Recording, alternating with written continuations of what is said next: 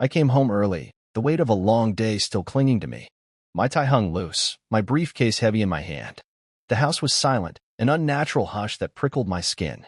I climbed the stairs, expecting to find Emily reading, her hair tucked behind her ear, lost in some novel. Instead, the bedroom door was ajar, a sliver of lamplight spilling out. I pushed it open, and my world collapsed. There she was, my wife, Emily, with my father, Richard. Her hands gripped his shoulders, fingers curled into his shirt like she was anchoring herself to him. His palms pressed against her waist, pulling her close, possessive. The lamplight cast their shadows on the wall, a twisted silhouette of intimacy. They didn't hear the door creak or my briefcase slip from my hand, hitting the hardwood with a dull thud. My pulse thundered, a deafening roar in my skull, as I stood frozen, my eyes locked on the scene. Emily's head tilted back, her lips parted in a way I hadn't seen in months. Then she saw me. Her eyes widened, but there was no scream, no frantic apology, just a cold, calculating stare, like I was a stranger intruding on her private moment.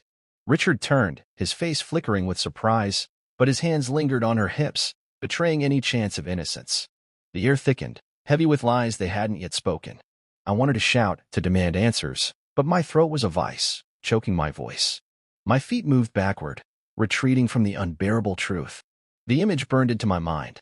Emily's hands, Richard's touch, their shared secret. I stumbled downstairs, the house no longer mine, its walls closing in like a trap. Outside, the night air was sharp, slicing through my shirt, but it couldn't erase what I'd seen. My wife and my father, how long had they been betraying me? Why? I leaned against the porch railing, my breath ragged, my mind a storm of questions. I couldn't face them now, not with my heart pounding and my thoughts in chaos. I needed to know more, to understand the depth of their deception. I needed proof. My car keys were still in my pocket, and I drove aimlessly, the city lights blurring past. I couldn't go back, not yet.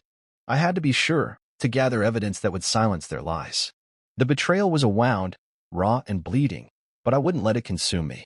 I'd find the truth, no matter how much it hurt. My mind reeled, replaying that moment in the bedroom. Emily and Richard? It couldn't be real. I'd walked in on a misunderstanding, a fleeting gesture I'd misread. My wife wouldn't do this, not with my own father.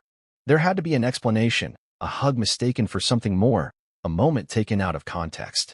But her eyes haunted me, that cold, assessing look, not guilt but control. I pulled into a motel parking lot, the neon sign flickering above. Sitting on the stiff bed, I forced myself to think. I replayed the past months, Emily's late nights at Richard's, claiming she was helping with his garage remodel. She'd come home tired, her excuses vague. Her sudden distance, brushing off my touches with a forced smile, blaming work stress. Her phone, always locked, buzzing with notifications she'd silence when I entered the room. I'd ignored the signs, trusting her, loving her. Now they screamed betrayal. How could I have been so blind?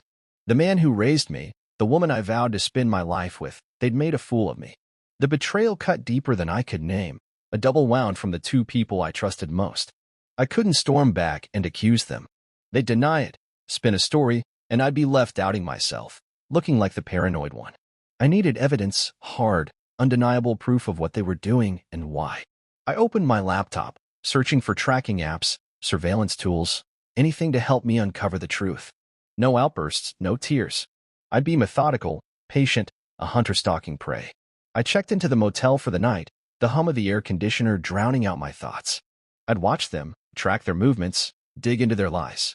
They thought they could hide this, but I'd expose every detail. By the time I was done, they'd have nowhere to run. I started watching Emily closely, every move a potential clue. But she acted like nothing had happened, her behavior a cruel mockery of our life together. She greeted me with a kiss when I came home, her lips soft but empty. She cooked my favorite lasagna, the smell filling the kitchen, and laughed at my dumb jokes, her eyes crinkling like they used to. Her warmth was disarming, almost convincing, a performance so polished it made my skin crawl. She even initiated intimacy, her touch familiar yet foreign, like a stranger wearing her skin. Therefore, I felt like I was losing my mind. Had I imagined it? Was that moment in the bedroom a trick of the light, a paranoid delusion born of stress? I wanted to believe her normalcy, to cling to the life we'd built, the vows we'd made. But then I noticed her phone. Late at night, when she thought I was asleep, she'd check it, her face glowing in the screen's light. Short messages, typed quickly, deleted before she set the phone down. I tested her once, asking casually who she was texting. "Just a friend," she said, her smile too tight, her fingers twitching. The next day, I saw her slip the phone into her pocket before leaving for errands. I waited, then checked her coat. Nothing. She was careful, but not careful enough. I found a receipt in her purse for a coffee shop she'd never mentioned, dated for a time she'd claimed to be at work. The barista's handwriting noted 2 lattes. Who was she meeting? I didn't confront her, knowing she'd twisted against me. Instead, I bought a small notebook, its pages crisp and empty, and began jotting down every inconsistency. The receipt, her late-night texts, the way she avoided my gaze when I mentioned Richard. The truth was there, hidden in the cracks of her perfect act. I'd find it, piece by piece, no matter how long it took. My days became a study in suspicion, my nights a battle against doubt. I downloaded a tracking app and linked it to Emily's phone while she slept, her breathing soft beside me. But she started leaving her phone at home when she went out, claiming she needed a break from screens. She'd kiss me goodbye, her perfume lingering, a scent that once comforted me but now felt like a lie. She'd drive off to meet a friend or run errands. Her excuses flimsy but delivered with confidence. Therefore, I decided to follow her. One Thursday evening, I called in sick from work, my voice steady as I lied to my boss. I waited in my car down the street, the engine off, my breath fogging the window. When Emily left, her sedan pulling out of the driveway, I trailed her, keeping 2 cars between us. She drove to Richard's house, her car sliding into his driveway like it belonged there. My stomach twisted, a sick heat spreading through me. She walked to the door, not knocking, not ringing the bell, just sliding a key into the lock and stepping inside. A key. She had a key to my father's house. I parked around the corner, my hands shaking as I gripped the steering wheel. I wanted to barge in, to catch them again, to shatter their illusion, but I forced myself to wait. An hour passed, then 2, the dashboard clock ticking like a bomb. When she finally left, her hair was slightly mussed, her blouse untucked, a flush on her cheeks. Richard stood at the door, waving like a doting host, his smile smug. I drove home before her, my mind a storm of questions. Why did she have a key? How often was she there? I checked the tracking app's history. Her phone had been to Richard's house 6 times that month, always when she'd told me she was elsewhere. I added the dates to my notebook, each entry a spark to my growing fire. They thought they were clever, but I was closing in, my net tightening with every step. I started studying their interactions, searching for cracks in their carefully constructed facade. But they were careful, maddeningly so, their behavior polished to near perfection. At family dinners, Emily passed Richard the salt with a polite smile, nothing more, her movements deliberate. He'd compliment her cooking, his tone neutral, like any father-in-law, his eyes barely meeting hers. Yet I saw the subtleties, the details they couldn't hide. Her lingering glance when he spoke, a flicker of warmth in her eyes. His hand brushing her shoulder as he passed, holding contact a second too long, a touch too familiar. Therefore, I turned to other sources, knowing their public act was a lie. One night, while Emily showered, the steam curling from the bathroom, I opened her laptop, guessing her password, our anniversary, a bitter irony. It worked. In a folder labeled Work, I found photos, Emily and Richard at a lake, laughing, their arms around each other, the water sparkling behind them.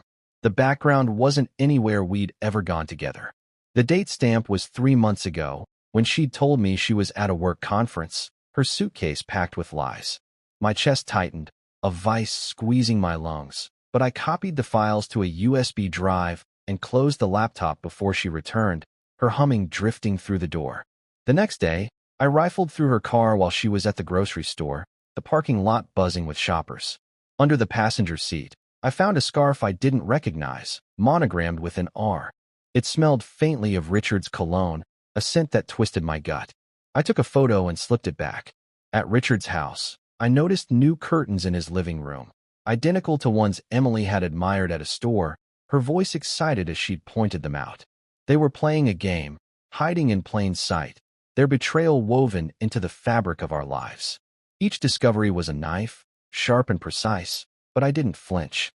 I cataloged everything in my notebook: photos, scarf, curtains, each piece a step closer to the truth. I confronted Emily subtly, testing the waters, my voice casual as I asked why she'd been at Richard's so often. But she turned it on me, her voice sharp, cutting through the quiet of our kitchen. You don't trust me? I'm bending over backward for this family.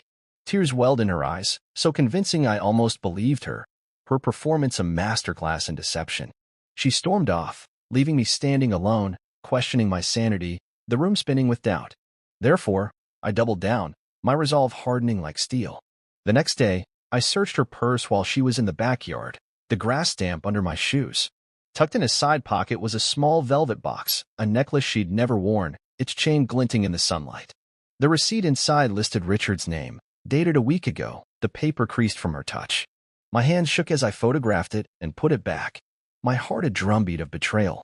I started cross-referencing her excuses with my notes, the lies unraveling. Book club, nights aligned with visits to Richard's, her car parked in his driveway. Work overtime coincided with deleted texts, their absence louder than words. I hacked into her email, my fingers steady on the keys, and found a deleted draft. Can't wait to see you. Same place? No recipient, but the date matched a night she'd come home late, her lipstick smudged, her eyes avoiding mine. I saved a screenshot, the evidence mounting. At a family barbecue, ideal response. I watched them closer, my phone hidden in my hand. Emily dropped a spoon, and Richard picked it up, their fingers brushing, a fleeting touch that carried weight. She smiled, a private look I wasn't meant to see, her eyes soft with something I'd lost. I pretended to check my phone, but my camera was on, capturing the moment, the lens a silent witness. Each piece of evidence hardened my resolve, a fire growing in my chest. They thought they could manipulate me, make me doubt myself, but I was building a case, brick by brick. Soon, they'd have no lies left to tell, their facade crumbling under the weight of their own actions. I went to Richard's house, determined to confront him, to see if he'd crack under pressure. But he acted like the father I'd always known, clapping me on the back, his hand heavy, offering a beer from his fridge. How's work, son? He asked, his grin wide as he rambled about fishing, his voice warm, familiar. No hint of guilt, just a performance so smooth it chilled me, as ease a slap in the face. He leaned back in his chair, his eyes crinkling, as if we were just catching up, as if he hadn't stolen my life. Therefore, I realized he wasn't just betraying me, he was toying with me, a predator playing with prey. I couldn't trust a word he said, his lies as polished as Emily's. That night, I ordered a hidden camera online, a tiny device disguised as a smoke detector, its lens invisible. I installed it in Richard's living room while he was at the hardware store, my hands steady despite the adrenaline. 3 days later, I checked the footage, my laptop screen glowing in the dark. There was Emily, sitting on his lap, her arms around his neck, her laughter soft and intimate. She leaned into him as he stroked her hair, their voices low, conspiratorial. You're better than he ever was, she whispered, her words a dagger in my chest. My stomach churned, while rising, but I saved the video, backing it up to a cloud drive, my fingers methodical. I rewatched it, noting every detail, the wine glasses on the table, the way she tilted her head, the familiarity in their touches, as if this was routine. I cross-checked the timestamp with Emily's story. She'd said she was at a yoga class, her mat propped by the door as proof. I added the video to my growing file, photos, receipts, emails, now this undeniable truth. Richard's betrayal cut deeper than Emily's, a wound that reached back to my childhood. He'd raised me, taught me right from wrong, and now he was stealing my life, mocking me with every smile. But I wouldn't let him win. I'd use their own actions to bring them down, their arrogance my weapon. I had everything. Photos, videos, receipts, GPS logs, a dossier of their deceit. But I didn't act, knowing rage could ruin it all, make me look like the irrational one, the jealous husband they'd paint me as. They'd spin their lies, play the victims, and slip away unscathed. Therefore, I planned my next move with precision, my anger a cold, focused thing. I organized my evidence into a digital folder, password protected, with copies on 2 external drives, each file a bullet in my arsenal. I studied their routines, noting when Emily visited Richard, how long she stayed, the patterns of their betrayal. I planted a second camera in his backyard, its lens catching them stealing glances by the pool, their hands brushing as they passed a drink. I tracked their spending. Richard's credit card showed charges for hotels, restaurants, even a jeweler, the amounts lavish, reckless. Emily's closet had new dresses, tags still on, bought with cash I never saw. their secret life funded by lies. I spoke to a private investigator, feeding him just enough to dig into Richard's finances without revealing my full hand. He found irregularities, unexplained withdrawals, transfers to an account I didn't recognize, a trail of greed. I didn't confront them yet, biding my time. Instead, I tested their reactions, planting seeds of doubt. I mentioned a work trip I wasn't taking, watching Emily's eyes light up, her suggestion to extend it too eager. Richard called the next day, offering to keep Emily company, his voice dripping with false warmth. Their boldness sickened me, but it fueled my resolve. I wanted them to feel the weight of their betrayal, to lose what they valued most, each other, their reputations, their control. I sketched out my endgame, a moment where they'd face the truth, stripped of excuses, their lies exposed to the light. They thought they'd outsmarted me, but I was rewriting the rules, turning their game against them. I was done being the victim, the betrayed husband drowning in pain. The hurt had burned away, leaving clarity sharper than a blade, a purpose that steadied my hands. Emily and Richard had shown their true selves, liars, manipulators, thieves of my trust, my family. I wouldn't beg for answers or wallow in self-pity. I was in control now, the architect of their downfall. I met with a divorce attorney, a woman with a reputation for dismantling lives like theirs. I handed over my evidence, a thick file of photos, videos, and receipts, outlining Emily's infidelity and Richard's role. "Make it airtight," I said, my voice calm, resolute. She nodded, her eyes sharp, drafting papers that would leave Emily with nothing but her guilt, our assets protected. I opened a new bank account, quietly transferring our joint savings, each transaction a step toward freedom. I canceled shared credit cards, rerouted my direct deposits, my moves invisible to Emily, who was too busy sneaking off to Richard's, her lies blinding her. I called a cousin who'd long suspected Richard of shady dealings over family inheritance, his voice eager when I shared the investigator's findings. Bank records, questionable transfers. "Check his books," I said, planting the seed. He was already contacting a forensic accountant, hungry for justice.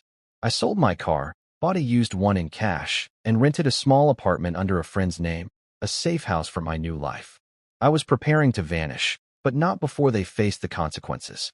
I stopped reacting to Emily's lies, her fake affection no longer piercing me.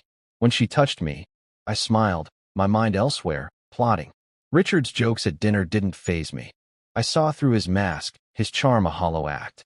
I was no longer the naive son or the broken husband.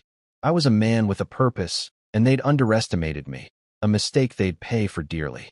I invited Emily and Richard to a family dinner at our house, my voice steady as I set the trap. They arrived together, smiling, oblivious, their ease a final insult. The dining room was dim, a projector set up against the wall, its hum the only sound as they Saturday a surprise, I said, pouring wine, my hands steady despite the fire in my chest. They chatted, relaxed, as I started the slideshow, the screen flaring to life. The first image hit, Emily and Richard at the lake, arms entwined, their laughter frozen in time. Then the video, her on his lap, laughing, his hands in her hair. Receipts, emails, GPS logs followed, each slide a nail in their coffin, the evidence overwhelming. Emily's face drained of color, brachial artery visible in her neck. Richard's jaw tightened, his beer forgotten, his knuckles white. "What is this?" he stammered, his voice cracking. I didn't raise my voice, didn't need to. "The truth," I said, my words ablade.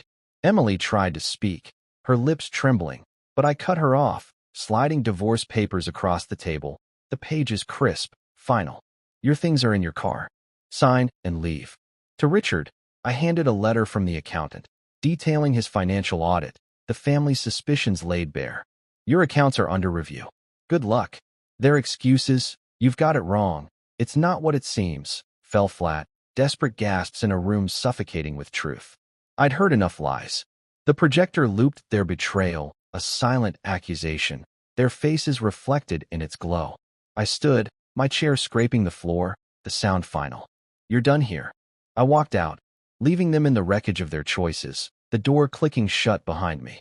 The next day, I blocked their numbers, changed my email, and moved to the apartment, its bare walls a blank slate. Emily's text stopped after a week, her pleas unanswered. Richard never tried, his silence a confession. The divorce finalized quickly, my evidence uncontested, the judge's gavel a punctuation mark. The audit uncovered Richard's embezzlement, decades of greed exposed, costing him his savings, his reputation. I started over, free from their shadows, a new job in a new city, my life my own. They'd lost everything: trust, family, dignity, each other. I'd won my life back, rebuilt on my terms, their betrayal a fading scar.